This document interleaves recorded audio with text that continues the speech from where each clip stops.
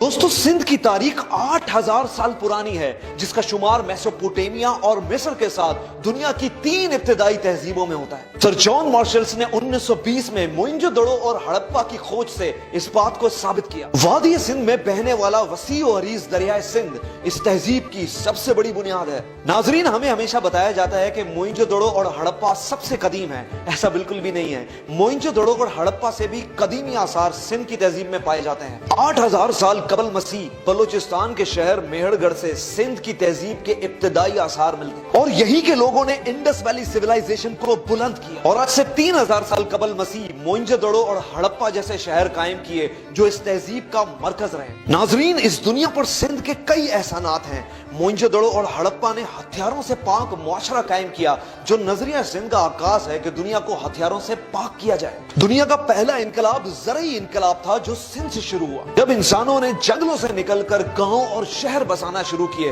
तो इसका आगाज भी सिंध की तहजीब से हुआ। आज से 3000 साल कबल मसीह मोइंजोदड़ो के लोगों ने पक्की ईंटों से अपने घर बनाए, निकासी आपके लिए नालियां बनाई और वसी हमाम कायम किए, जो इस खित्ते में इंफ्रास्ट्रक्चर और सिविल इंजीनियरिंग की तारीख का मुंह बोलता सबूत है। मेसोपोटामिया के बाद पहिया सबसे पहले दुनिया में सिंध में इस्तेमाल किया गया। जमीन पे हल चलाने के लिए बैल का इस्तेमाल और तिजारत के लिए बैलगाड़ियों का इस्तेमाल सबसे पहले सिंध से हुआ। इस दुनिया में पहली सनत की बुनियाद भी सिंध नहीं रखी। सिंध ही में कपास से धागा और धागे से कपड़ा बनाने की मशीन अर्थ और अड़न्ना बनाई गई। अजरक का शाहकार डिजाइन भी सिंध ही ने बनाया, जो आज हमारे मुल्क का कौमी तोहफा भी है। इंडस वैली सिविलाइजेशन में पहली सनत कायम होने की वजह से इंडस्ट्री का लफ्ज भी इंडस से निकला। इस तहजीब को अक्सर 2 नामों से पुकारा जाता है, सिंध और इंडस। ये नाम कैसे पड़े, कब पड़े और किसने रखे, इसके लिए वीडियो आपको एंड तक देखनी होगी। 1500 साल कबल मसीह इस खित्ते में आर्यंस आए और आर्यंस दरिया को अपनी जबान में सिंधु कहते थे, इसलिए आर्यंस ने इस तहजीब को सिंध का नाम दिया। ये तारीख में इस तहजीब को दिया जाने वाला पहला नाम था जो आर्यंस ने रखा। इससे पहले तारीख में इस तहजीब का कोई और नाम नहीं मिलता। आर्यंस ने इस धरती को अपनी मां कहकर दुनिया को मादरे वतन का नजरिया भी दिया। 1000 साल कबल मसीह तक इस तहजीब का मजहब बुद्धिज्म रहा, जिसके आसार टैक्सिला और गंधारा में आज भी मौजूद हैं। और इसके बाद इस तहजीब का मजहब हिंदुइज्म में तब्दील हुआ। हिंदुइज्म की मशहूर और मारूफ तवील तारीफी नज़म महाभारत में भी सिंध का जिक्र मौजूद है। महाभारत में 1000 साल कबल मसीह सिंध को भारतवर्ष का हिस्सा बताया गया। 600 साल कबल मसीह सिंध में पहली ईरानी सल्तनत दाखिल हुई और अजीम साइरस बादशाह ने दरियाए सिंध फतह किया। यहाँ पे हिंदुइज्म की अक्सरियत होने की वजह से ईरानियों ने सिंध को हिंद कहना शुरू किया और ये इस तहजीब को दिया जाने वाला दूसरा नाम था। ईरानियों के बाद यहाँ यूरोप से यूनानी आए और 400 साल कबल मसीह सिकंदर आजम ने सिंध को अपनी तहवील में लिया। यूरोपियंस ने हिंद को इंद कहना शुरू किया और उसके बाद इंडस लफ्ज का इस्तेमाल हुआ। लफ्ज इंडिया भी इंडस से निकला है। इंडस इस तहजीब को दिया जाने वाला तीसरा नाम था। तकरीबन 300 साल कबल मसीह चंद्रगुप्त मौर्य इंडस वैली सिविलाइजेशन आया और टैक्सिला की दरसगाह में आर्ट, साइंस और जंगी मशकों की तरबियत ली। यूरोपियंस का कब्जा आधे सिंध पे था, इसलिए उससे आगे के इलाकों पे मौर्य सल्तनत कायम हुई और उन्होंने अपनी तहजीब को हिंद कहना शुरू किया, जो कि सिंध का ही दूसरा नाम था। और इस तरह तारीख में हिंद और सिंध एक तहजीब होने के बावजूद अलग अलग हुए। बाद में जब मौर्य सल्तनत अपने अरूज पे पहुंची तो चंद्रगुप्त मौर्य ने यूनानियों से जंग की और सिंध को अपनी तहवील में लिया। चंद्रगुप्त मौर्य के बाद महाराज अशोक ने भी सिंध पे हुक्मरानी की। मौर्यंस के 100 साल राज के बाद यहाँ अफगानियों ने यानी ग्रीको बैक्ट्रियन ने अपनी हुकूमत कायम की। इस दौर में बुद्धिज्म को दोबारा फरोग मिला और रोहड़ी के मुकाम पर इसके आसार भी मिलते हैं। पहली सदी ईस्वी में सीथियंस ने मुख्तसर वक्त के लिए अपनी सल्तनत कायम की और उनके बाद कुशन सल्तनत सिंध में दाखिल हुई। इन सल्तनत के आसार काहूजोदड़ो मीरपुर खास के मुकाम पर आज भी पाए जाते हैं। नाजरीन, तीसरी सदी ईस्वी में सैसनिड एम्पायर ने सिंध पे हुक्मरानी की। 4th सेंचुरी में सिंध पे कंट्रोल गुप्ता एम्पायर करा। 5th सेंचुरी में राय खानदान और 6ठी सदी ईस्वी में ब्राह्मण्स ने सिंध पे हुकूमत कायम की। और याद रहे, राजा ताहिर भी ब्राह्मण हुकूमत का हिस्सा रहे। 7th सेंचुरी में अरब में इस्लामी इनकलाब आया और बनु उमैया के दौर में कई बागी गिरोह थे जिनको ब्राह्मण्स ने पनाह दी। बस इसी तनाजे को लेके उमवियों और ब्राह्मण्स में आपसी रंजिश कायम हुई। सिंध की साहिली पट्टी पे समुद्री डाकू यानी पायरेट्स ने अरबी काफिले लूटना शुरू किए, जिसका इल्जाम बनु उमैया ने ब्राह्मण हुकूमत पे डाला और हज्जाज इब्न यूसुफ ने अपने जवान भतीजे मोहम्मद बिन कासिम की सरबराही में अरब से एक बड़ी फौज सिंध फतह करने के लिए भेजी। आरो और रोड़ी के मुकाम पर राजा दाहिर और मोहम्मद बिन कासिम की फौजों में एक खूनरेज जंग हुई, जिसमें मोहम्मद बिन कासिम को फतह हासिल हुई और इसके बाद सिंध में इस्लामी सल्तनत का आगाज हुआ। अब्दुल्ला शाह गाजी वो पहले सूफी बुजुर्ग थे जो इसी दौर में सिंध आए, इंसानों को मुतासिर किया और चौक दर चौक लोगों ने इस्लाम कबूल करना शुरू किया। यूं अरब के बाद इस्लाम सबसे पहले सिंध में दाखिल हुआ और यही वजह है सिंध को बाबुल इस्लाम भी कहा जाता है। 8वीं सदी से 10वीं सदी तक सिंध बनु अब्बास के जेरे असर रहा। यहाँ के लोग सर ढांपने के लिए पहले पगड़ी का इस्तेमाल करते थे और बाद में सिंधी टोपी का इस्तेमाल आम हुआ। 18वीं सदी में यहाँ तुर्कों की आमद हुई और सुल्तान महमूद गजनवी ने सिंध पे हमला करके यहाँ अपनी सल्तनत कायम की। इसी दौर में ईरान से अली हजवेरी यानी दाता गंज बख्श इंडस वैली सिविलाइजेशन तशरीफ लाए। 13वीं सदी में ममलुक्स ने हिंद में दिल्ली सल्तनत कायम की और इसी दौर में सुमरो खानदान ने सिंध पे राज किया। सुमरो बादशाह असल में अरब थे, मगर सिंध धरती पे मर मिटने के जज्बे की वजह से इनको सिंधी राजपूत का लकब दिया गया। इसी दौर में ईरान से ख्वाजा मोइनुद्दीन चिश्ती और लाल शहबाज कलंदर की इंडस वैली सिविलाइजेशन में आमद हुई।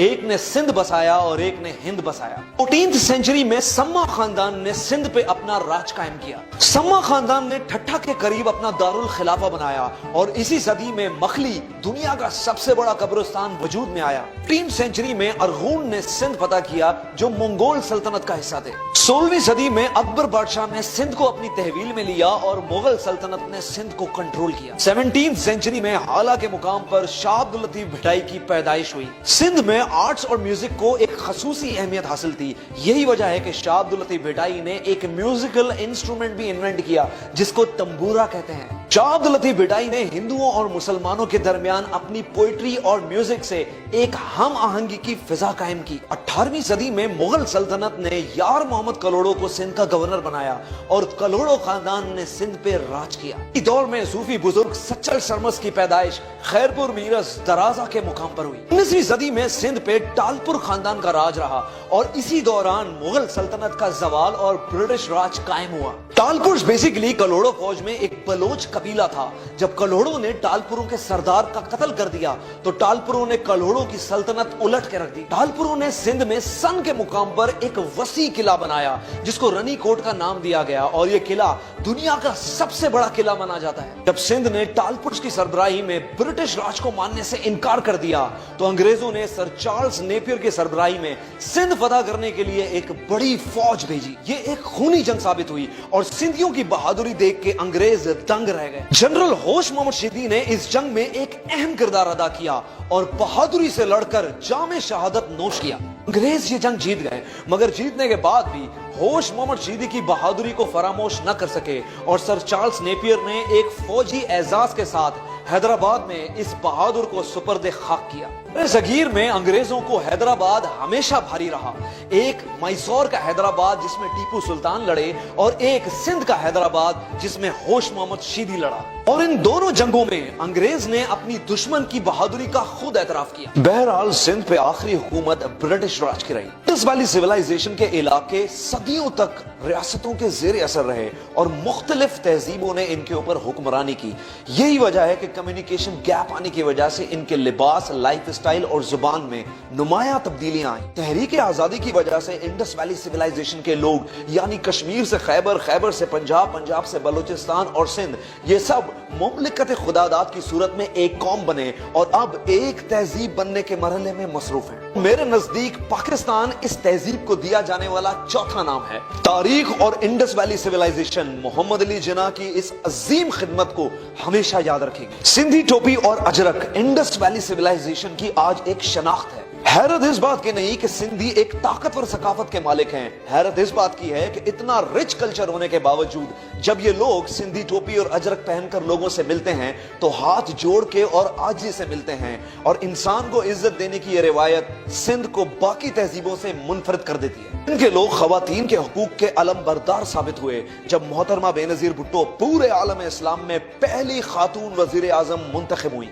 आज हमें अपनी तहजीब को पढ़ने और समझने की जरूरत है کہ جب دنیا جہالت کے اندھیروں میں دھسی ہوئی تھی تب ہماری تہذیب ایک روشن ستارے کی مانند تھی. آج کی تہذیب میں بھلے ہی ہمارے لباس، کھانے، رہن سہن اور زبان مختلف ہو گئی ہوں، لیکن ہماری روایات جس میں عاجزی، مہمان نوازی اور انسان کو عزت دینے کا جذبہ آج بھی اتنا ہی پرانا ہے جتنا کہ انڈس ویلی سیولائزیشن. یہاں جو بھی لوگ آئے وہ یہاں کی عاجزی، مہمان نوازی اور خلوص دیکھ کر اس دھرتی کے ہو کے رہ گئے. وہ چاہے افریقنز ہوں، عرب، پرشینز، افغانی، ترک یا یورپینز، سب اس تہذیب سے متاثر ہوئے. آج ہمارا پیارا ملک پاکستان انڈس ویلی سیولائزیشن کی مکمل عکاسی کرتا ہے، جس میں خیبر پختونخوا میں گندھارا ہو، پنجاب میں ہڑپا، بلوچستان میں میہر گڑھ یا سندھ میں موئنجو دڑو، یہ سب انڈس ویلی سیولائزیشن کے مرکز ہیں. اللہ ہمیں ایک تہذیب یافتہ قوم بنائے تاکہ ہم ایک حقیقی فلاحی ریاست قائم کر سکیں. یہ تھی سندھ کی عظیم تاریخ. اپنے ہوسٹ کمیل شاہ کو اجازت دیجیے، ملتے ہیں اگلی ویڈیو کے ساتھ.